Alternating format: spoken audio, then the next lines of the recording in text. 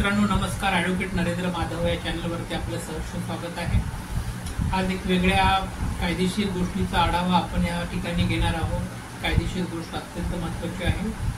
आपण जसं बघतो की मागील काही भागामध्ये आपण महाराष्ट्र हाऊसिंग सोसायटी ॲक्टच्या अनुषंगाने बोललेलो होतो.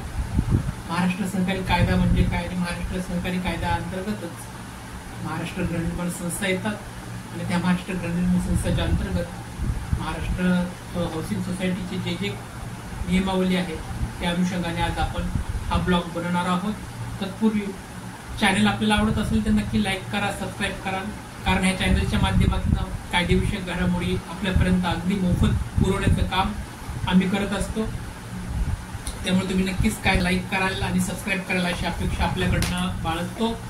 मित्रांनो, गृहनिर्माण हाऊसिंग सोसायटी जी आहे ती गृहनिर्माण हाऊसिंग सोसायटीची जी नोंदणी व त्याचे प्रकार आहेत ह्या व्हिडिओमध्ये आपण गृहनिर्माण सोसायटीच्या अनुषंगाने कोणकोणते कायदे येतात त्याचा आढावा थोडक्यात घेणार आहोत. तर सध्याचा जर आपण काळ बघितला मित्रांनो, तर सध्याचा स्वतंत्र प्लॉट घेण्याचा जर विषय बघितला तर सध्याचं शहरीकरण मोठ्या प्रमाणामध्ये वाढलेलं आपल्याला बघायला मिळतंय. मोठ्या प्रमाणात शहरीकरण वाढल्यामुळं जमिनीची अनुपलब्धता आपल्याकडे बघायला मिळते की मोठ्या मोठ्या शहरामध्ये जसं की पुणे मुंबई सारख्या शहरामध्ये आपल्याला प्लॉट घेणं अत्यंत अवघड अशी गोष्ट होऊन बसली आहे की तिथे जमिनीची उपलब्धता आपल्याला भेटत नाहीये. जमिनीची उपलब्धता अनुपलब्धता त्या ठिकाणी असल्या कारणामुळे मग प्लॉटचे रेट अत्यंत गगनाला भिडलेले आपल्याला बघायला मिळतात.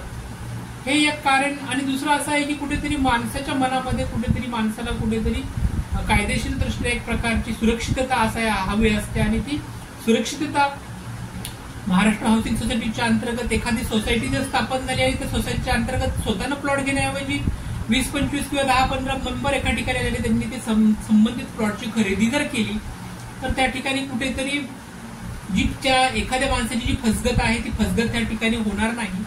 म्हणजेच कुठेतरी सामाजिक व कायदेशीर सुरक्षा ही गोष्टी लक्षात घेऊनच महाराष्ट्र गृहनिर्माण हाऊसिंग सोसायटी स्थापन झालेल्या आपल्याला बघायला मिळतात. महाराष्ट्र हाऊसिंग गृहनिर्माण सोसायटी ज्या स्थापन झालेल्या आहेत त्या स्थापन झालेल्या महाराष्ट्र हाऊसिंग निर्माण सोसायटीच्या अंतर्गतच वेगवेगळ्या कायद्याची नियमावली आपल्याला बघायला मिळते. अशा प्रकारच्या ज्या गृहनिर्माण सोसायट्या स्थापन झालेल्या आहेत त्या गृहनिर्माण सोसायटीचे कोणकोणते प्रकार आहेत, कोणकोणते उपप्रकार आहेत त्याचा आपण आता थोडक्यात आढावा घेणार आहोत. मित्रांनो, ज्या हाऊसिंग सोसायटी आहे त्या हाऊसिंग सोसायटीच्या जे प्रकार आणि उपप्रकार बघत असताना आपल्याला काही कायद्यांची माहिती त्यामध्ये थोडक्यात घेणं अपेक्षित असेल की हे जे कायदे आहेत हे कायद्यामुळेच हाऊसिंग सोसायटीला अत्यंत मोलाचा, अत्यंत कायदेशीर दृष्ट्या महत्वाचा रोल हे कायदे प्ले करत असतात. आणि ह्याच कायद्यामुळे महाराष्ट्र हाऊसिंग सोसायटीच्या अंतर्गत वेगवेगळ्या गोष्टी आपल्याला बघायला मिळतात. ते नेमके कायदे कोणकोणते आहेत आणि त्यांची कोणकोणती ओळख आपण त्या माध्यमातून करणार आहोत. सर्वप्रथम हा एक कायदा आहे की महाराष्ट्र सहकारी संस्थांचा कायदा 1960 व त्याची नियमावली 1961. महाराष्ट्र सहकारी संस्थांचा कायदा 1960 जो आहे त्या महाराष्ट्र सहकारी संस्थांचा कायदा 1960 मध्ये सहकारी कायद्याअंतर्गत गृहनिर्माण हाऊसिंग सोसायटीची नोंदणी कशा पद्धतीने करणे आवश्यक आहे, सहकारी सोसायटीची स्थापना कशा पद्धतीने करणे आवश्यक आहे आणि त्याच पद्धतीने एखाद्या सभासदाच्या हक्काचं जर हनन झालं तर सभासदाच्या हक्काचं हनन झाल्यानंतर कोणत्या पद्धतीची रेमेडीज त्या ठिकाणी आहे, कोणत्या पद्धतीचा बचाव त्या ठिकाणी त्याला करता येईल, कोणते त्याचे मूलभूत हक्क अधिकार जर व्हायलेट झाले तर त्या मूलभूत हक्क अधिकार व्हायलेट झाल्यानंतर त्याला कोणत्या पद्धतीची कायदेशीर मदत मिळेल ही महाराष्ट्र सहकारी संस्थांचा कायदा 1960 व त्याची नियमावली 1961 च्या अनुषंगाने आपल्याला बघायला मिळतं. त्याचबरोबर दुसरा एक महत्वाचा कायदा आहे तो म्हणजे महाराष्ट्र ओनरशिप प्लॉट कायदा 1963 आणि त्यावरील नियमावली. तर महाराष्ट्र ओनरशिप फ्लॅट कायदा जो आहे तो 1963 आहे आणि त्याची नियमावली जी आहे ती 1964 ची आहे.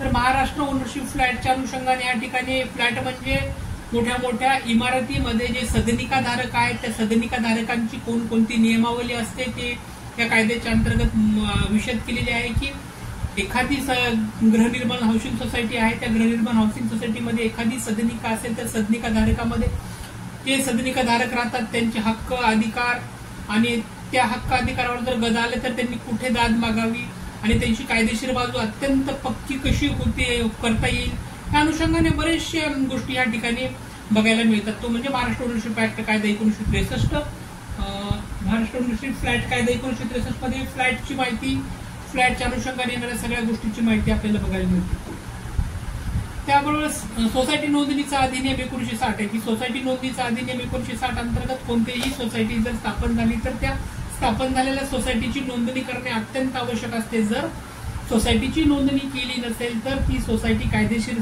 दृष्ट्या ग्राह्य धरली जात नाही. म्हणून प्रत्येक सोसायटीची त्या ठिकाणी नोंदणी करणे आवश्यक असते. आणि महाराष्ट्र सोसायटी ऍक्ट किंवा महाराष्ट्र सोसायटी अधिनियम 1960 मध्ये या सगळ्या गोष्टी विशद करण्यात आलेल्या आहेत. जर सोसायटीची नोंदणी केली नसेल तर कोणकोणत्या गोष्टी त्या ठिकाणी होतात, कोणकोणत्या गोष्टीची कायदेशीर दृष्ट्या वचक काय आहे, कोणकोणत्या गोष्टीची कायदेशीर दृष्ट्या तुम्हाला नियमावली त्या ठिकाणी दिलेली संपूर्ण माहिती आपल्याला सोसायटी नोंदणी अधिनियम 1960 मध्ये बघायला मिळते.